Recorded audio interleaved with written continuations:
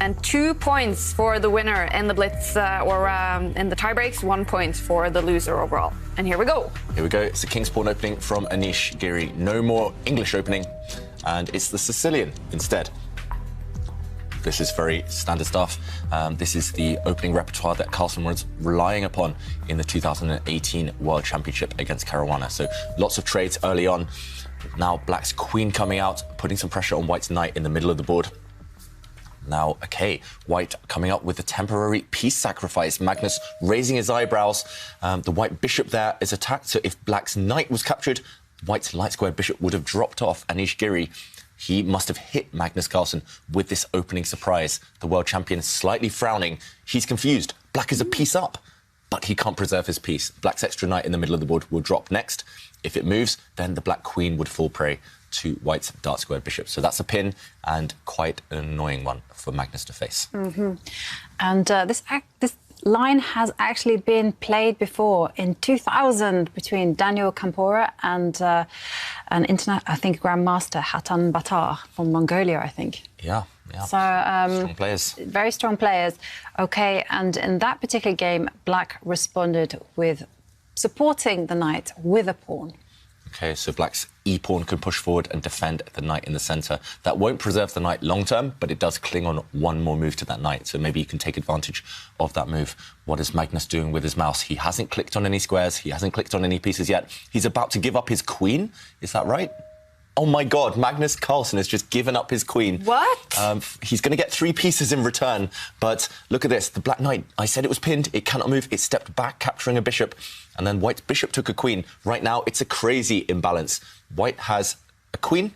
Black has a knight and 2 bishops in return. So actually, 3 pieces, they add up to 9. A queen worth 9. It is roughly balanced. But when a queen is on the board, it's all about king safety, and Black's king is a clear target in the middle later on. Yeah, and I have to say one thing as well. It's all about how those 3 pieces can coordinate. If they cannot coordinate in a good way, don't ever sacrifice your queen. They're all asleep, Black's pieces. Exactly. We should mention as well, White cannot take Black's knight right now on that left side with a pawn, because then Black's rook in the corner would come down and take White's rook. So there's another pin on this A line. Black, his knight will survive. But Magnus Carlsen, I've played him before many times at Blitz. If you give him an artistic choice, he'll go for it, especially in the Blitz games. But it's extremely risky from the world champion. He's really gambling at this early stage. Like Jovanka says, it's all about coordination, piece coordination. But right now, Black is a mile away, an age away from coordinating his pieces. The first move that I would consider is this move that Anish has just played, and entice the knight to step backwards and then start moving forwards. And Anish is he's reading my mind. This is what I want to do. Yeah, and there we saw Magnus. He almost pre-moved retreating his knight because he's also reading Anish's mind, your mind, Jovanka. He's expecting these moves, and Magnus is about to move his central knight in front of the Black King out of the way. He's clicked on that piece. Which way is he going to go with that knight, though? Yeah, he's danced around too long already with the Black Knights. It's really scary for the world champion. The Black Bishops, they are the problem pieces. They are yet to enter the battle.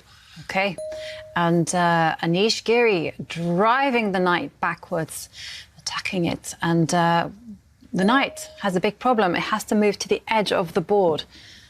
This is, and then again, what's it doing on the edge of the board? It can get locked out of the game, and suddenly it will be a queen against 2 minor pieces, and that's not sufficient. Yeah, and that's why Magnus pushes a pawn on this right side. Firstly, he's trying to break down the integrity of White's pawn structure, those far advanced White pawns, but he's also trying to find an escape route for that Black Knight trapped on the right, on the edge, just in case, as Jovanka mentions, it gets trapped. So he's trying to open up his Black Rook as well. I think he's committed now, Magnus Carlsen. The Black King is too far away from castling. It needs to stay in the centre. It needs to hide in plain sight. And after a trade of pawns, Black's rook has opened up. Look at the evaluation bar, yet to settle down, yet to make up its mind.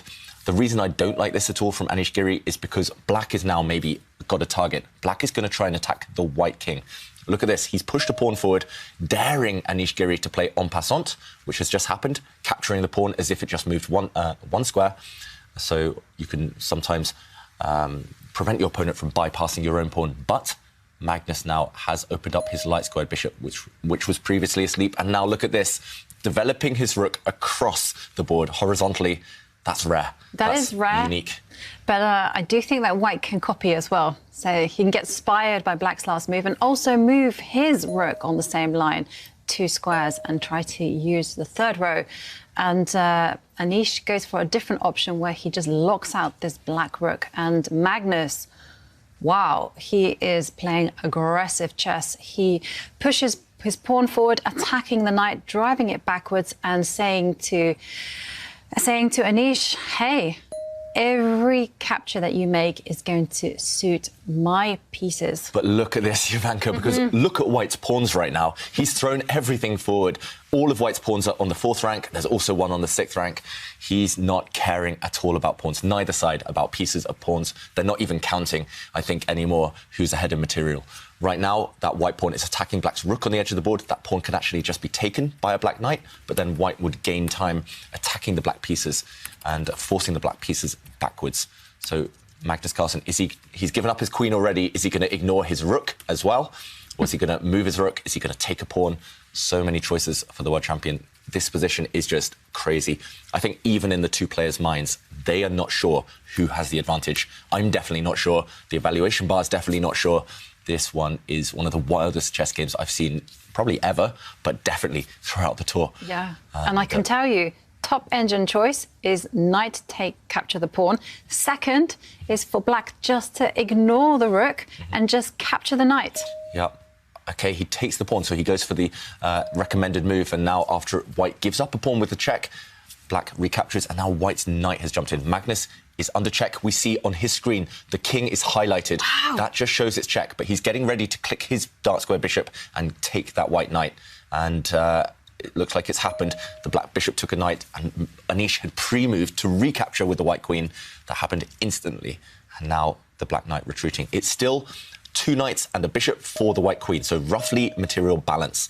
But look at this, white is trying to get to the black king, trying to open up lines, trying to find a path through. But so far, black's knight, bishop, they're controlling squares. There's no check, and if there's no check, maybe black is safe. And maybe black is okay. And if there's no check and no threat of checkmate or anything, then probably it means that black can go on the offensive as well. So Anish pushing forward a pawn, trying to lock down the lines. OK. But black's king can start running, or black can even take a pawn on the side of the board with the rook on that left flank. Suddenly, OK, Magnus retreats his knight, just acting as a defensive piece now. I'm slightly surprised because that knight was preventing white's remaining rook from getting to the centre. But Magnus, he's confident he's going to survive. Knights are a king's best friend, and there's 2 of them defending the black king.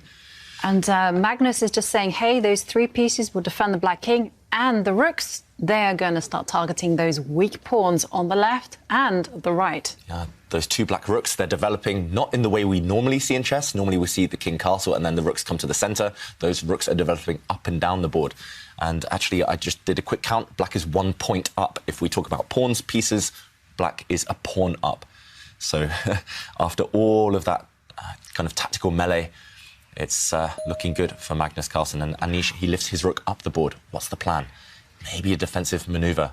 Maybe he wants to bring that rook across and eliminate one of black's rooks. But maybe he also wants to just step his rook to this 1 square and then maybe threaten a sacrifice or something. Anything to get at the black king. Could have done that on the last turn. I think that's true. Not his idea anymore, Ivanka. I think he's just purely on the defensive, Anish Giri.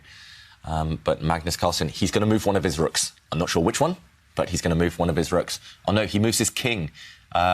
There we go, just looking on the screen. He dragged his king to the side there, away to safety. And now there's danger on the board because the black rook is threatening to attack the queen. And that's why Anish gives a check, which is promptly intercepted by the knight. But look at the black king, safe as the proverbial houses. Yeah, so Anish there, he's about to capture a pawn. He's pausing, he's changing his mind. Look at the thought process from Anish Giri. He's indecisive. He's not sure which direction to go for with that queen. If it can't break through to the black king, then what to do? Is he going to step back and take a pawn? No, he's changed his mind. He's going to bring his rook up the board. Is he going to challenge black's rook at the top there? He is. Will we see a rook trade now? This is how difficult the position is. Even at these top players in Blitz, they're not able to trust their instincts. It's all about calculation. And the rooks are off, and now the queen will capture No, the queen cannot capture the pawn at all. No, because, of course, black will also go and capture the pawn that is up for grabs. And suddenly... Black's rook is amazing. The knight that is sitting next to the king is an aggressive piece. So the white queen is forced into a defensive role. And the problem as well is that the queen and the rook are forced to defend pawns. And, OK, wow, I was about to say, Anish Giri, he's banking on the fact that Magnus Carlsen's pieces, the knights and bishop, are tied down defending their king, but Magnus gives up a pawn. He's definitely not materialistic. He gives up a pawn in order to activate the black bishop, and Anish there, gesturing, looking frustrated, leaning back. Suddenly the black pieces are coming to life. Black's rook and bishop are teaming up against the same pawn. White's rook is a bit stuck. No targets. White's queen... Game. Yeah, that's why a queen is actually worth the same as 3 pieces. But the problem is there's 3 of them. And if they coordinate, if they defend each other, just the fact there are more pieces to attack with can be decisive. So, OK, all the pawns disappearing on that left half. What a game. You're right, Kaya. Black's rook is now about to come across, maybe deliver a check. Black can take white's central pawn with his knight. And the 3 pieces, untouchable. Yeah.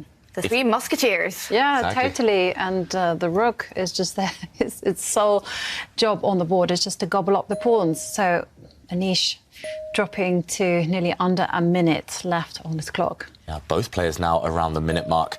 And the clock situation is not in either player's favour, but it's definitely Magnus Carlsen's favour on the board. And it's going to be difficult when you're facing a queen. There's always traps, there's always tricks. That's why he steps back. Look at those black pieces. Literally every single piece defends another piece. And, OK, Anish Giri, meanwhile, he's got fewer pieces to play with. So he uses the white king. I mean, this game, I'm going to go back and study it for hours, I think. Just so much to think about. OK, the black bishop now attacking white's rook. Breaking a bit of coordination with the pieces, but nope, the bishop is replaced on its previous square and by black's rook. And that black rook, it's going to relocate itself 2 squares further down the board. It's going to go towards the white king. Yep, protecting the bishop, and at the same time, like David said, heading at the white king. Yeah, it's going to swing across the board, that black rook, and again, supreme blitz strategy. This is why Magnus Carlsen is the best blitz player in the world, always defending his pieces. He doesn't care that he has no queen, he's just defending everything. Look at this, bishop steps back. He's still created this nice little cosy home for the black king. I mean, that's the safest king I've ever seen, even though it's being stared at by white's queen, even though it's being stared at by white's rook. Yeah. That king is super safe. It's incredibly safe. And also, Magnus just limiting all risk whatsoever. He just dropped his bishop back to protect his pawn. OK, so check. And Anish just cannot do a thing. Now another pawn drops off the board. Yeah, black's rook has gobbled up all the pawns, and black now is 2 points up, 2 clear pawns. All black needs to do is start going for the white king, I feel. Once the black pieces coordinate, it's going to be checkmate. Maybe we'll see checkmate coming.